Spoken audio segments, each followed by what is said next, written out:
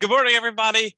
This is Dr. Taylor Clem from IFAS Extension, Nassau County. And today, thank you for joining us for the Landscape Matters program. We're going to be doing a hybrid program today. We actually have the Master Gardener volunteers here. Hi, everybody. And yay! I know we're excited to be together again. But we also wanted to make sure that we had this program accessible to everybody. So we're doing a hybrid between the in-person as well as webinar. And I'm going to be helping monitor the Q&A in the chat box throughout the program today. But as part of today's presentation, we have Master Gardener volunteer Carl Schaefer. He's going to be speaking, and he has some things to show you all, but he's, we're talking about hummingbirds of Florida. Carl is very knowledgeable of it. So I'm glad he's able to join us today. And like all of our programs, we are recording this so we can, we'll put it up on our YouTube page, and we'll send out a copy of the presentation and the content as a follow-up to everybody who joined us today. So thank you all very much. And I'll bring Carl on up.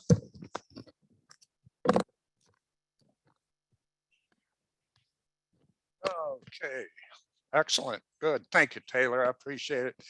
Yeah, my name's Carl Schaefer. I'm Master Gardener volunteer here in Nassau County. I also have 10 years of professional experience as a biologist and a fair bit of experience working in and around bird populations.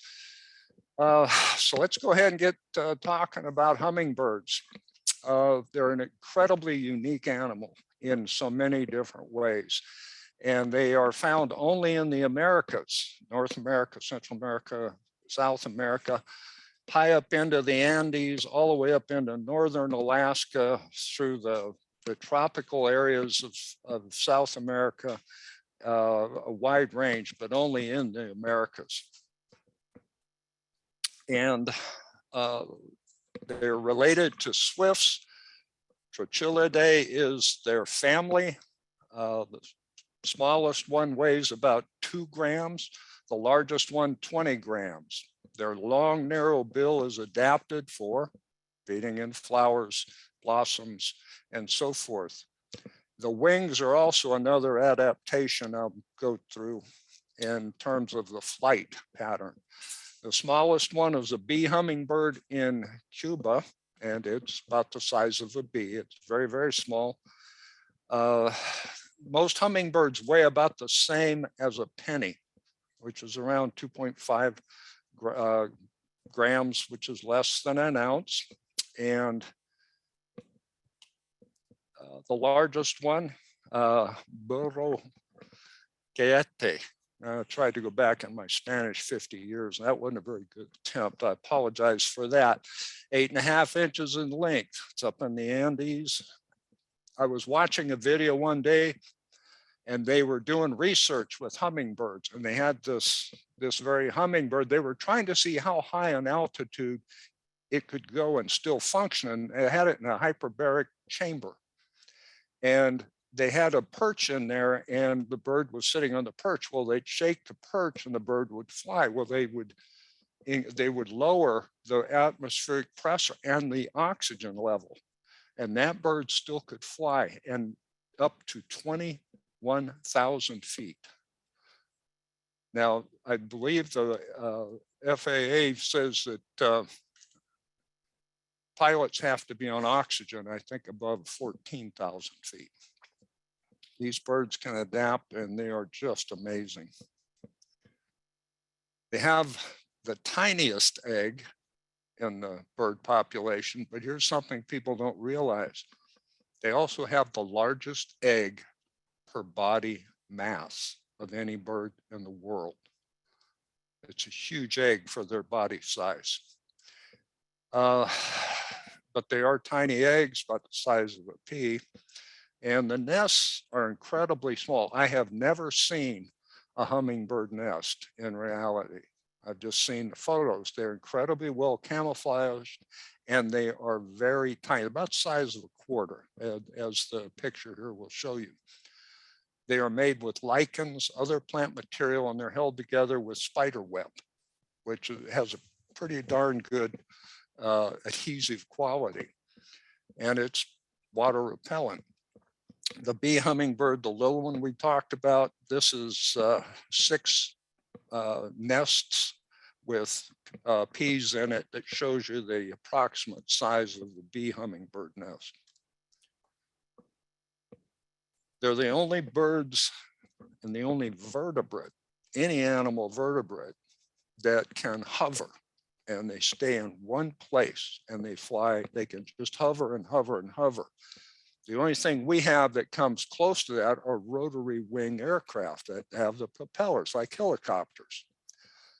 The hummingbird does it by the way that its wings are shaped, and it has a rotating wing motion.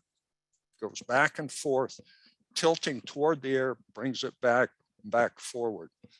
They can stay in one place, but they can also fly backwards, and they can go upside down. Incredible aerobatic capacity. Their speed, 30 miles an hour, indirect flight, just every day going. And they're not traveling up 200, or they're gonna have to go a lot faster than that here in Nassau County. But they can go over 45 miles an hour, especially when love is in the air and the courtship is happening. And that's in the springtime, of course. Excuse me. Now they migrate from the United States and Alaska all the way down into Central and South America. They have an incredibly long migration pattern. And they can go all the way across the Gulf of Mexico. And what maintains them across the Gulf are fat stores and a little bit of help from the winds if they catch the right winds in the springtime. The other thing that's an indirect help from oil platforms and boats, commercial boats fishing offshore, is these hummingbirds will actually come in, land on oil platforms, fishing boats, recreational boats, sailboats in the Gulf, and they'll take a breather. They don't get to re-nourish or anything, but it gives them a breather. I've actually been offshore here and had a hummingbird land on the railing around the boat.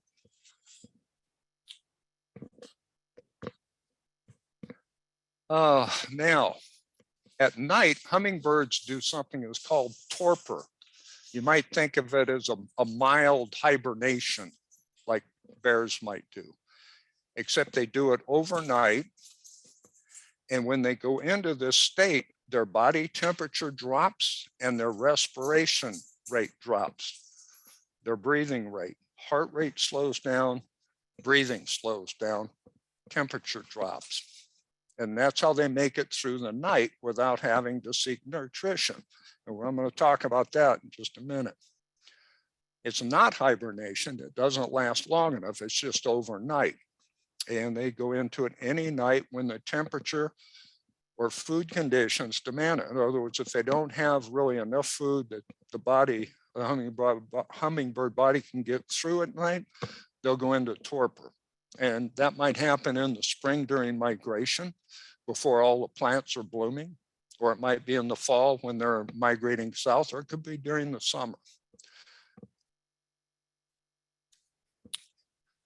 Now, most birds have some form of insulation, some way to keep themselves warm and or water repellent. Hummingbirds don't have that. Their weight reduction in birds, all birds have modified structure to enhance flight. In other words, they have hollow bones, reduces weight so they can fly. They will have only one kidney, reduces the amount of weight in a bird, they can fly. They'll have one gonad, either an ovary or a testy, that reduces the body weight, an adaptation for flight. Hummingbirds are about as lean and streamlined as you can get in a bird population. I refer to them as a very high performance sports car kind of bird. They really are. And their normal body temperature runs around 105 degrees. Now, that's pretty high, and they can't maintain that at night, which is one of the reasons they go into torpor. We talked about they live in the Americas. There's 338 species. 16 of them are in the United States. Please don't ask me to list out those. I'm not going to do it. But we have 3 here in Florida: the black chin, the rufous, and the ruby throat. Now, I've seen 1 black chin since I've been in Florida. I've seen several rufous and a lot of ruby throats. Those are the ones I see the most. And it's the most common. And the male is pretty obvious as the ruby red iridescent throat. The females are much more indescript. This is common in birds. The females typically are drab, ability to camouflage because they're going to be taking care of the young. And they weigh about the same as a penny. That's the weight of a hummingbird. Now their heart rate, 225 times a minute, up to 1,200 heartbeats a minute. Can you imagine that? I get out and walk, I get up to 105 and I think I'm doing something, but these hummingbirds, their metabolism is incredibly high. Now the wing beats, 70 beats per second in direct flight, 200 when diving. And the diving typically is, for the males especially, they're very territorial. They'll move into an area in the spring, which they're doing now. It's March. And the migration is moving up from South Florida north into our area. I've seen 1 male ruby throat. And they will defend a territory. They will set it up. As soon as they get to where they want to set up housekeeping, well, the males don't, where the males set up territories. The females are the housekeepers. I'm going to go into that in just a minute. Now, we're going into the hummingbird plants, and I'm going to talk a little bit about nutrition, and I'll come back to it. A lot of people like to feed hummingbirds. They put artificial feeders up, and it's neat because you can attract the hummingbirds into close proximity. They actually become habituated to people. I've seen it where people have had rings with hummingbird feeders on it, and the birds will come feed. And people enjoy them because they're a neat little bird. But the hummingbird feeder approach is a very limited approach for the welfare of the birds. They need a balanced diet. And the glucose they get from the feeders is not enough. I strongly promote hummingbird attracting plants. And at the end of the presentation, you will have some links for sites where you can find out which hummingbird plants will work in our area. And some of them, as the red buckeye, the bottle brush, especially bottle brush now because they're blooming and these little birds are starting to migrate. And this is a mini mart for migration. They can come in, hit that, tank up, fuel up, take a break, rest, and then take off on the rest of their migration. We have a coral bean, the fire spike, and the buttonbush. Now I have 2 types of fire spike in my yard. I have a red fire spike and a purple fire spike. The red fire spike isn't blooming. The purple was a late blooming, and it was blooming in front of a window in the back of my house. And this is where the male came in to tank up and get his fuel. So it's important to have plants that will bloom early in the spring and then all the way through the summer and then in the fall so they can start preparing for their migration south. And then the buttonbush is another option.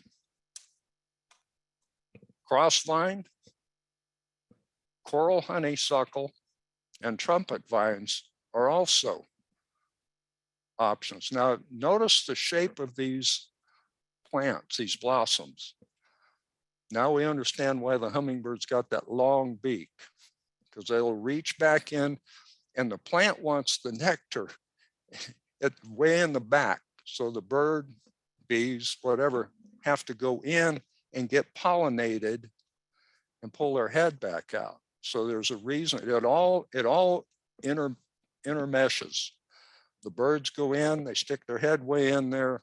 They have a forked tongue that allows them to grab onto the nectar in the plant, but it also brings out pollen, and pollen is protein, and the birds actually ingest protein along with the nectar.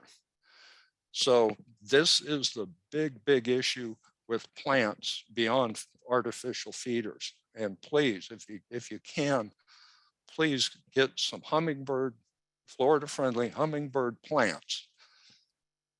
Check where's best put. You can put them around the house. You can even put them, like I do, around the window, and we can watch them. Watch the birds feed on them. Now, shrimp plant is another one. The butterfly milkweed.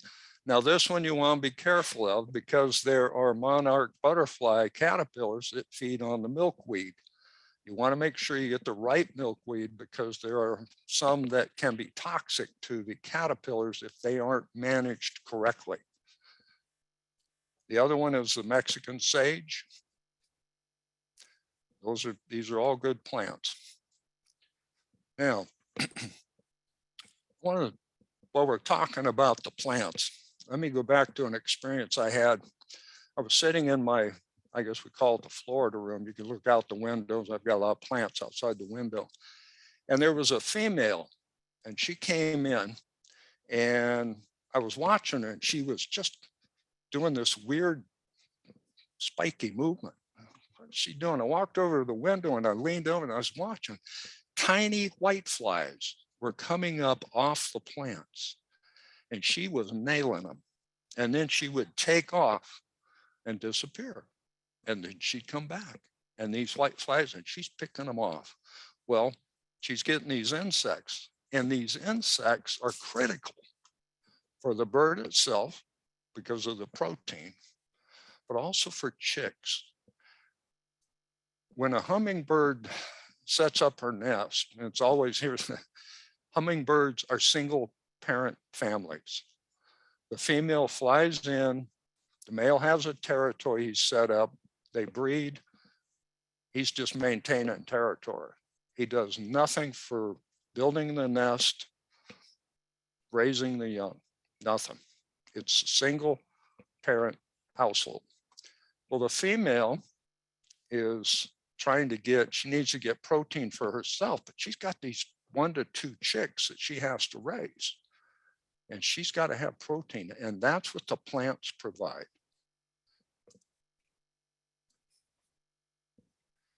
Now, like I say, you can use a hummingbird feeder, bring them in, kind of, a friend of mine calls it baiting. You're baiting these birds.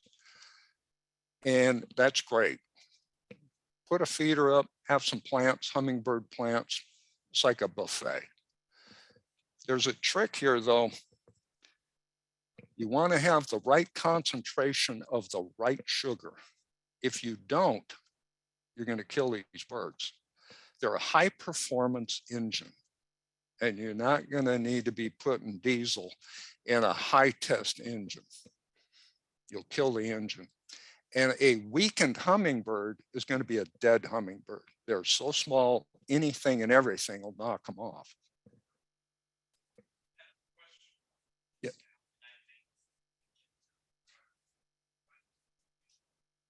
Yes, the right concentration of sugars is what I'm going to talk about right now. And sugar source. Okay, I'm going to talk about that right now. If you go into a grocery store, you can see brown sugar, confection sugar, white sugar. You go into different wildlife stores or box stores, you'll see hummingbird nectar, hummingbird sugars. Keep it simple. The one thing you want to use for sugar, and you don't have to shop it. This isn't a plug for Publix. Let's see if I can get it. The let's see, put it right here. And it is pure granulated refined sugar. Doesn't matter if it comes from sugar beets or sugar cane, but it's refined, pure, granulated. No confectioner sugar, no brown sugar. Brown sugar's got molasses in it. No maple syrup and no honey. Do not use honey. That's got a toxin in it that'll disable it because it's actually been partly processed inside the bee. And the hummingbirds cannot tolerate honey. So make sure you use this granulated sugar. Now, what you want to do is take 4 parts of water. Now that might be 4 cups of water and 1 cup of sugar. It's 4 to 1. You can take 1 cup. You can take 1 cup of water and 1/4 cup of sugar, but it's 4 to 1. You take the water, put it in a pot on the stove, boil it, bring it to a boil, pull it off the heat, put your sugar in it, dissolve the sugar, let it cool down, put it in the refrigerator. Okay. Next challenge. Oh, and don't use the red dye. Some research indicates that, you know, putting dye and sugar to attract the birds is not healthy for the birds. And I'm going to go over how you can compensate for not having red dye in your sugar. But you keep that sugar in the refrigerator and then you put it in your feeder. Now, I'm going to show you a challenge we have in Florida. This is about, let me get it in front of the camera here. This is a big feeder. I don't know, what is this, 12 ounces, 14 ounces maybe? This is a big feeder. You put 14 ounces of sugar water in here, this is 5 years supply for our hummingbirds. It really is. And the challenge we have in Florida is our hot temperatures. And you put sugar, if I put sugar water in here, left it in the sun and came up to you with a straw and said, would you like a sip? You wouldn't touch it. These things need to be cleaned out every 48 hours, especially in our summer, because our nights are hot and humid. The summers are hot and humid. You want to get a big one? Don't fill it up. Just put a little bit at the bottom. It's good enough. There are other options. This is a feeder I just got. I haven't tried it yet. Let's see, here we go. And it's, I think it's 4 ounces. Comes apart. I'm gonna go over the cleaning here in a minute. It's hard for me to show you some of the stuff I want to show you here. Oh, where are we? We have 2 other types. This is a little bitty one, probably holds 2 ounces, maybe 1 ounce. Let's see, there it is. You can hang that out. I've seen videos that these do work. And this is, let's see here, let's see, there we are. This is the smallest one. I have not seen that this one works, but it does have a suction cup. You can hang it on a window. The challenge with these is you have to clean them. It's imperative you clean them at least every 48 hours in Florida. And the challenge with cleaning, and I don't care what the manufacturer says when it says dishwasher safe, it might, the mechanism might survive the dishwasher, but soap residues, chemical residues in the dishwasher also survive, and those can be detrimental to hummingbirds' health. And a sick hummingbird's a dead one. So what we recommend is don't use soap and water. We use white, let's see, get it up there, white vinegar. All right, wash it in white vinegar only. Scrub it well. And almost all these feeders have little feeding ports on them where the hummingbird accesses the sugar with its bill. Clean that out. What I recommend, got these little dental toothbrushes. They're little toothpicks, actually. And you excuse the hand trimmer. And they'll fit down in these cleaning ports. Clean it real well. Rinse it, rinse it, rinse it with fresh water. Okay? You want to enhance the attraction, get birds to come, and we said don't use the dye. Let's see, here it is. Use red ribbon. Tie some red ribbon up around your feeder. They do react to the color.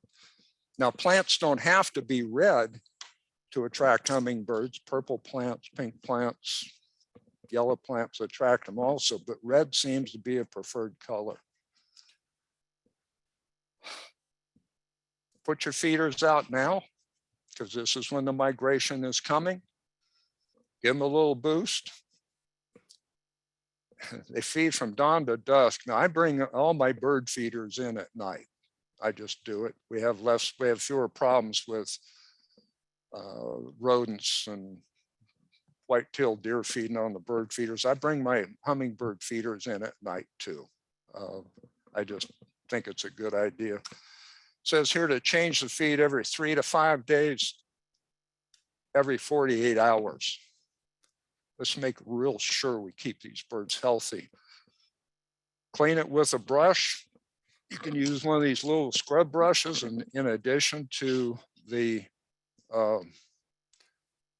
toothbrush pick that I was talking about. Here again, white vinegar, rinse, rinse, and rinse. A lot of people will put 2 or 3 feeders up. Put them, if you're going to put 2, 3, 4 feeders, spread them out. That way the males aren't going to be fighting each other, and then the females will fight each other. And they have too much energy to raise chicks. They don't need to be squabbling over their dinner table. Here again, do not use honey or artificial sweeteners. Don't use oil or pesticides around to you don't want to contaminate your flowers that these birds are going to feed on. Keep the pesticides away from it. And if any predator seems to be a problem, might want to move it. I haven't had any predators that I've noticed coming after the hummingbirds in my yard, but like I said, these are tiny animals and just about anything can whack them. I've actually seen photographs where they've got hung up in spider webs. So I'm not advocating going out and killing all your spiders, but if you got a big web or something near your feeder, you can go ahead and remove it, maybe capture your little spider friend and move him over to a new home. But don't use pesticides. Now that's what I've got today. We're going to have some links up here. And I want to talk about nutrition now that one comes back into my thought here. Hummingbird weighs the weight of 1 penny. There are 180 pennies in a pound. If I multiply my weight versus that 180 pennies, and then multiply it by 7 calories a day, which is what a hummingbird burns a day, I would have to have a metabolism of 220,000 calories a day. No kidding. Here's something to think about. I was this morning getting ready for this presentation. You know, I'm drinking tea and sitting there, I'm watching the birds at the feeders, not hummingbirds yet, but birds. And I was searching and I ran across a connection from Johns Hopkins Medical Center. They did research on hummingbirds. And it kind of caught my eye. I thought, it's kind of odd. Well, they were interested in how hummingbirds can just chug sugar and not get fat. Humans, we eat too much sugar, it gets changed into triglycerides, and myself included, we put on fat. Hummingbirds don't. And it comes down to the way their livers and other organs process sugar. they don't produce the triglycerides that I do. It goes into energy in their muscle movement. But it was from Johns Hopkins University. It's fascinating. It's a plain language article. It's pretty good writing. We're going to see if we can't get it up for your information. I strongly hope you will read it. I hope I've covered, I don't know, maybe I've covered too much, but thank you for being a part of this audience. I appreciate it. Do you have any questions? Anybody have comments? Vicki.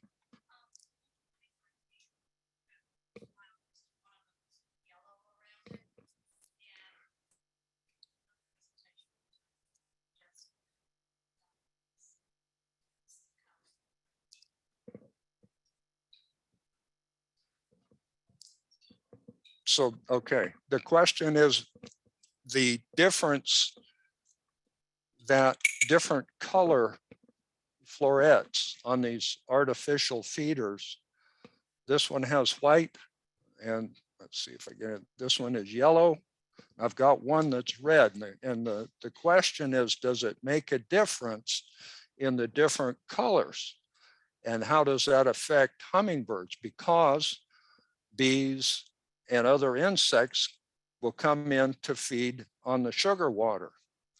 And we have a couple of beekeepers here. And one of the comments was that white would attract fewer wasps and bees and pollinators, and the hummingbirds would have to share. If otherwise, if it's yellow or red, you have more pollinators, bees, butterflies competing. Is that so? Go with the white or red. Right, white or red. Excellent. Thanks, Vicki. Vicki is one of our master gardeners. She has beehives, and thank you for that very much. That's the red flower, white flower, and the yellow flower. Let's see, there it is. Excellent. Thank you, Vicki. Sir.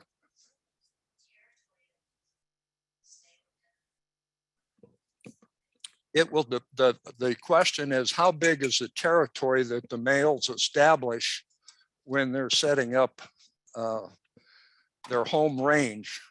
And that's going to vary.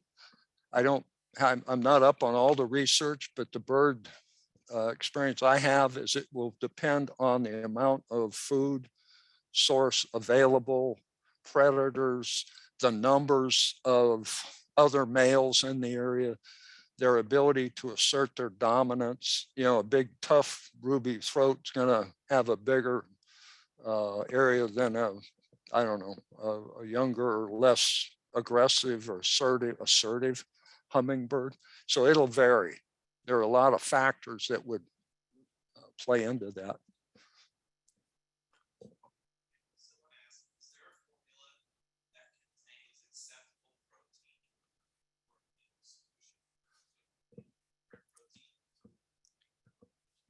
The question is, are there supplemental protein sources that can be used in the feeders to make it a more complete diet? I'm not aware of one. I don't know of any. I haven't heard of that. I still think what I would encourage, the most dependable source of hummingbird protein is that they have always had, and that's the pollen and the insects that they get off our hummingbird friendly plants. So plant the plants and you won't have to worry about the protein. Put your sugar water up, 4 parts fresh, clean water, 1 part sugar, process it, keep it in the refrigerator, change it out. That would be the most desirable way.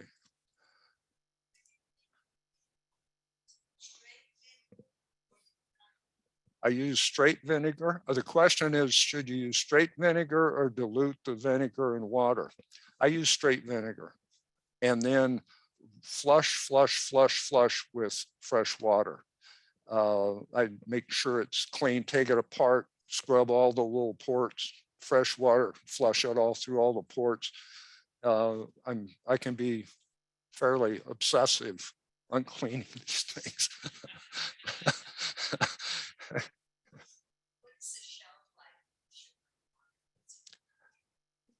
The shelf life, that's a good question. I wouldn't keep it more than a week. I just make smaller amounts of it. It just takes a moment to make a fresh batch. I wouldn't keep it in the refrigerator more than a week at the most. And you get a small feeder, so you use it. And then what you don't use, I discard it. Now there may be, that's a good question. I haven't checked that.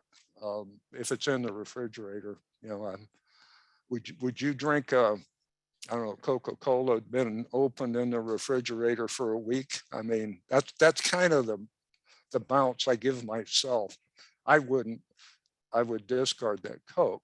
And so that's how I approach the hummingbirds. If it's more than a couple, 3 days, 4 days in the refrigerator, I wouldn't drink it, but I'm not sure, to be honest with you.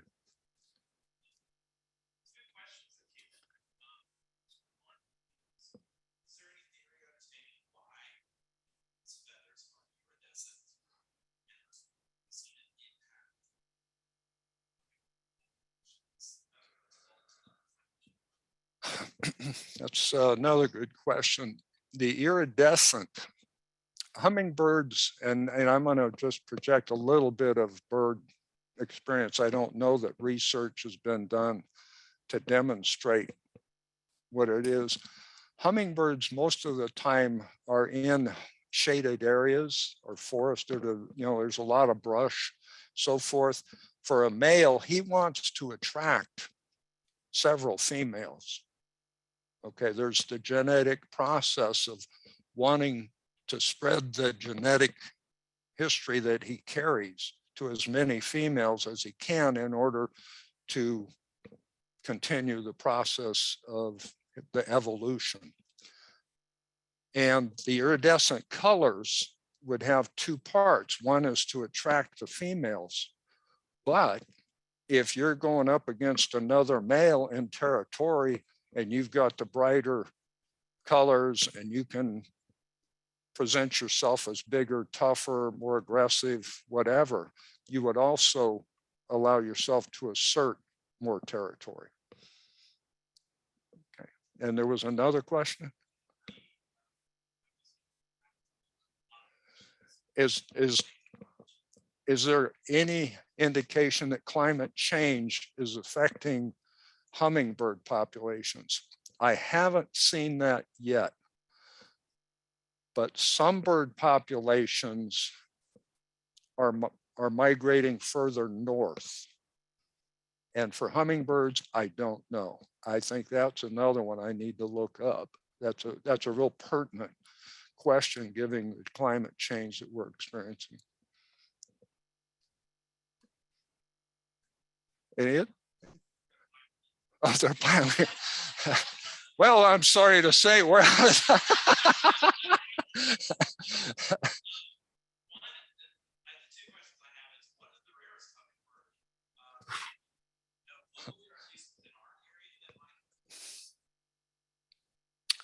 wow, that's a good question.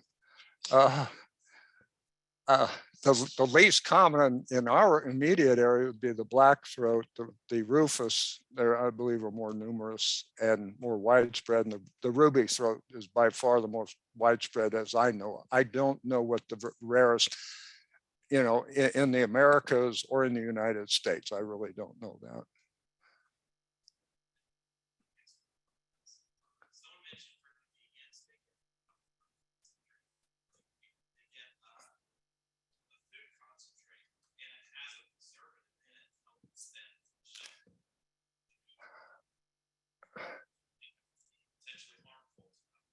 I am very cautious about anything beyond granulated sugar and fresh water. I cannot endorse any kind of preservative, protectant, or anything on these food additives. It's so simple to make your own food for these hummingbirds, and it's a lot cheaper. You can save money on it. Any?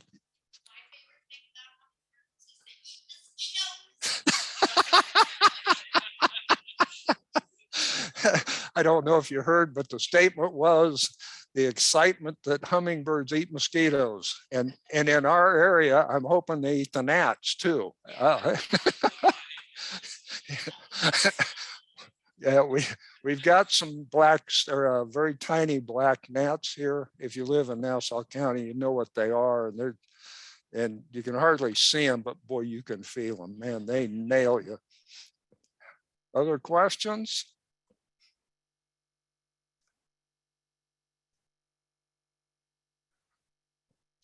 That's it.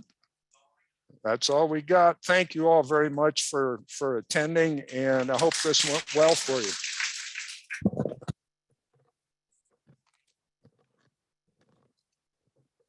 All right. I'd like to thank Carl again for coming in and helping with our program today. So it's wonderful that we're able to get the master gardeners together, and it's great that we actually had a really good turnout on the online today. So I appreciate everyone for joining. We recorded this, so we will send out a copy to everyone that registered, so you can come back. We'll include also some additional links and resources related to today's activity, and we had some really great questions today. I think that we're going to find very interesting to go research ourselves, like which is the rarest hummingbird, and try to find some more things. But if you find something new and something cool, send it to us. We'd love to hear it.